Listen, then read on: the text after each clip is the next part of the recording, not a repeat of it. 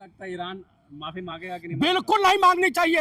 Iran के पास फौज कम होगी तो मैं भी चला जाऊंगा। ईरान के आप भी जाएंगे? समर्थन में हाँ आप जाएंगे फिर? हाँ, मैं चला जाऊंगा, परिवार सहित जाऊंगा ईरान। ईरान के साथ लड़ने जाएंगे? ईरान के तरफ से इजराइल की को नस्तानाबूद करने जाऊंगा। आप रिटायर फौजी हैं? अरे तो ये बताइए, रिटायर फौजी है तो क्या उंगली चलाना मैं भूल गया हूँ? टाइगर पे उंगली, देखिए बैल कितना भी बूढ़ा हो जा हराई नहीं भूलता। मैं सैनिक हूँ। अमेरिका के सामने लड़ेंगे आप? अमेरिका क्या विषाद है यार। हिटलर ने कहा था फ्रांसीसी तोप हो, इसकी मेरा हो और ब्लैक आर्मी हो, इंडियन आर्मी, तो मैं पूरे विश्व को तबाह कर दूंगा। यही एक आर्मी है, यही एक सेना है, यही एक देश है जो बिना खाए 24, 48, 72 घंटे युद्ध कर सकता है। लेकिन इजराइल भी दुनिया का सबसे खतरनाक देश है जहाँ आप जाने की बात कर रहे हैं। अरे उसकी कोई औकात नहीं है, वो बड़शंकरों की कोई औकात नहीं होती। बड़शंकर जानते हैं? शंकर है, बड़शंकर जानते हैं? हाइब्रिड वाले, हाइब्रिड। मारता बहुत है इजराइल दुश्मनों को। अरे तो हम लोग क्या करेंगे? हाल हाथ पे चूड़िया पहन के बैठेंगे? 57 देशों के बिल्कुल जबान बंद कर रखी है। बिल्कुल नहीं। देखिए, शरीफ तब तक शरीफ है और बदमाश तब तक बदमाश है। ये मानवता का हत्यारा है। इजराइल को समाप्त, इनकी दवाई हिटलर किया था। ये छोड़ के भागे थे जर्मनी से। ये किसी के सगे नहीं यहूदी होते हैं, ये किसी के सगे नहीं। आप बताइए, गाजा और ईरान वगैरह गल्फ कंट्री ने इनको जगह दिया। जिस घर में बैठे हैं और जिस थाली में खाए उसी में सुराख कर दिए और उसी घर को कब्जा कर लिया। लेकिन ईरान जर्मनी पे क्यों कर रहा है? वो ये कह रहा है कि तुमने युद्ध कराए दो। हाँ तो कराया भाई, हिटलरवा करवाया है। तो कुल मिलाकर मैं यही कहूंगा कि ईरान जिंदाबाद, मानवता जिंदाबाद। अब एक कहावत आप सुने हैं कि जब नाश मनुष्य पे छाता है पहले विवेक मर जाता है। कुल मिलाकर मैं यही कहूंगा कि क्या जरूरत थी मानवता का दुश्मन बनने के लिए? तुम क्या हिटलर बन रहे थे या अमेरिका के लिए दलाली करने के लिए, तेल के कुएं पे कब्जा करने के लिए तुम ठेकेदार बने हो? नेता हूं, अब क्यों फटी पड़ी है तुम्हारी? भाई, हमारा कहने का मतलब, जब फिलिस्तीन की जनता गाजा पे तुम बमबारी कर रहे थे तब तुम्हें शर्म नहीं लगी? छोटे छोटे निरीह बच्चों को जो है यतीम बना रहे थे, तुम्हारे सैनिक कहर बरपा रहे थे। अब शेर को सवा शेर मिल गया। अब कहें अमेरिका के पल्लू में जाकर के, डोनाल्ड ट्रंप के पल्लू में छुपे हुए हो। तो कुल मिलाकर के ईरान जो भी कर रहा है, वो 86 साल के बुजुर्ग को मैं सैल्यूट करता हूं कि कम से कम अपने वतन की हिफाजत के लिए सरेंडर नहीं किया, शेर के माफिक जमा रहा।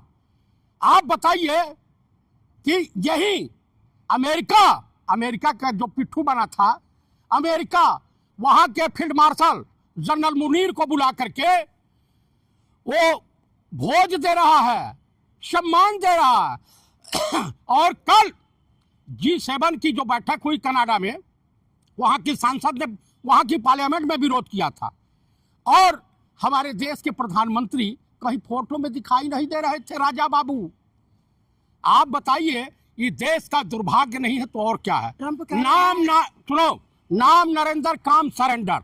इसने तो पूरे देश का नाम मिट्टी में मिला दियो।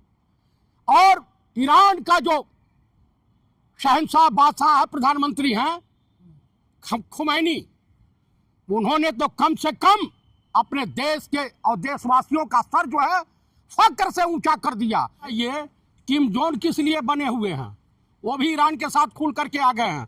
और रसिया किस लिए है? वो भी ईरान के साथ खुल करके आ गया है। आप मुझे बताइए, चाइना किस लिए बना हुआ है?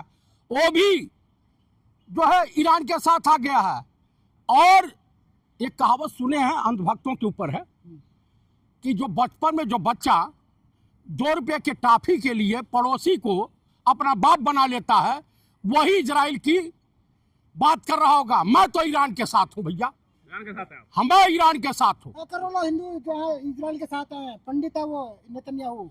अच्छा, हाँ, पंडित नेतन्याहू लिख रहे हैं लोग। अच्छा, वो हमारे ससुराल का है कि नेता हूँ को पंडित लिखूं? आप मुझे, मेरे बीबी का भाई है, भारत का वो मित्र है, वो मानवता का दुश्मन है।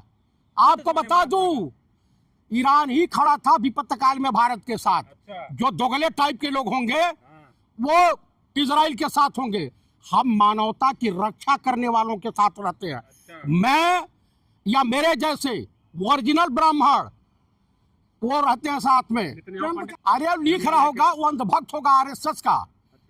कि हमारे वहां एक बार नारा किसी सोशल मीडिया पे मैं सुन रहा था, लगा रहे थे सब कि आजादी की लड़ाई में दो तरह के लोग थे, जो मर्द थे वो जंग में गए, आज जो नामर्द थे वो संग में गए। उसी टाइप के लोग पंडित लिख रहे होंगे। लेकिन ट्रंप कह रहे हैं ईरान से क्या अभी मौका है कि सरेंडर कर दीजिए। बिल्कुल नहीं करेंगे और करना भी नहीं चाहिए, नहीं तो ईरान की मानवता गाजा के बच्चों की बददुआ लगेगी और वो बददुआ जला के राख कर देगी इजराइल को। इतनी तगड़ी लगी है कि आप इनका तेल अवी जानते हैं क्या हो गया है, वो शमशान में तब्दील हो गया है, वो गाजा बन गया है। इतनी हालत खराब है कि वहां की जनता रोड पर उतर गई है। नेतन्याहू कह रहे सारे एयर डिफेंस सिस्टम हमने फोड़ दिया, हमारे कब्जा है उस पर। किस पे? ईरान के स्पेस पे। स्पेस पे हाँ। उनका जो मोसाद की बिल्डिंग उड़ाई, रक्षा मंत्रालय उड़ाया, किसका उड़ा? पब्लिक के भी चले जाने नेता हूं जो है इजराइल के पब्लिक इन्हीं को कचुमर बना डालेगी। वहां की पब्लिक ने इजराइल के 2 अफसरों को मौत के घाट उतार दिया। भाई एक को मैं कच्चे में देखा हूं, सोशल मीडिया पे चल रहा, सिगरेट पीते हुए कच्चे में दौड़ रहा, जान बचाने के लिए बैग लिए। दुनिया के लिए खतरा है ईरान, दुनिया के लिए इजराइल खतरा है। तमाम गल्फ कंट्री में इसने अगल बगल तबाही मचा रखी थी। आप सभी लोग जानते हैं। मुस्लिम देश एक जगह आ जाते अगर ईरान गलत नहीं होता तो। ईरान गलत है तभी तो मुस्लिम देश नहीं आ रहे। कौन नहीं आया है तनी हमको बता दीजिए। गल्फ कंट्री के जितने लोग हैं, जितने देश हैं, सब साथ में खड़े हैं और शिया सुन्नी सब साथ में हैं। लेकिन इजराइल के साथ 8 ताकतवर देश ए भाई देखिए, वहां का ईरान का प्रधानमंत्री हमारे यूपी बाराबंकी से, उनके पूर्वज गए थे 90 साल पहले। तो भैया हम तो ईरान के साथ हैं, हमारे प्रदेश का है, हमारे देश का खून है, हम तो साथ उनके रहेंगे। तो मोदी जी क्यों इसके साथ है इजराइल के? तो मोदी जी को आप इंसान में काउंट करते हैं? जिसकी इज्जत उज्जत कुछ नहीं है, बची उची है। प्रधानमंत्री ऐसे क्यों बोल रहे हैं आप मुझे बताइए, हमारे देश की इज्जत तो नीलाम करा दिए हमारे मोदी जी। प्रधानमंत्री है। अरे सुन लीजिए, प्लेन क्रैश हो मोदी को कोई चिंता नहीं, हेलीकॉप्टर क्रैश हो मोदी को कोई चिंता नहीं, और तुरंत पहुंच जाते। सुन लीजिए पहलगाम हो, पुलवामा हो, कोई चिंता नहीं। जनता कोरोना में मरे, आतंकवादी हमले में मरे, हिंदू मरे या मुसलमान मरे, कोई चिंता नहीं। लेकिन अब तो दुनिया कह रही है कि गाजा बना देंगे ईरान को भी। अब कौन बना देगा? इजराइल बना देगा। इजराइल की हैसियत कहाँ बची है? छछुन्नर बन गया है। सुंदर बन गया। हाँ, अब भीगी बिल्ली म्याऊ म्याऊ करेगी। ईरान ने उनको सबक सिखा दिया। किसी जमाने में सद्दाम हुसैन ने कहा था कि ईरान को समझना बड़ी टेढ़ी खीर है। वो हमारा हितैषी है, इराक भी हमारा हितैषी था। अमेरिका दगाबाज है, अमेरिका भारत का भी हितैषी नहीं है और वो किसी का सगा नहीं है। अमेरिका कर्जे में लगा हुआ है, इसलिए कुकुर को भौंकने के लिए इजराइल रूपी नेताओं कुकुर को छोड़ दिया था। भाव भाव करते रहो। अब तो सोशल मीडिया पे इन लोग का जुलूस निकला हुआ। मतलब ईरान से पंगा लेकर क्या इजराइल ने गलती कर दी क्या? बहुत बड़ी गलती की है। शेर के मांद में हाथ डालने की कोशिश की है। ये बताए पहले हमला किसने किया था? इजराइल ने किया था। तो जब पलटवार हुआ तो परमाणु क्यों बना रहा फिर ईरान? क्यों? अमेरिका के बाप की बपौती है। हमने भी 1974 में जब परमाणु बम विस्फोट किया था इस्माइल बुद्धा के नाम से, तो अमेरिका तमाम तरह का प्रतिबंध लगाया था। 71 में भी हमारे खिलाफ था। आप मुझे बताइए, वो तो हमारा जानी दुश्मन है अमेरिका, हमारा हितैषी कभी नहीं हो सकता। जिगरी दोस्त है मोदी जी का। जूते के नोक पर, हाँ इनके जिगरी दोस्त, जूते के नोक पर श्रीमती इंदिरा गांधी एक ही शेरनी हिंदुस्तान में थी जिसे आयरन लेडी कहा जाता।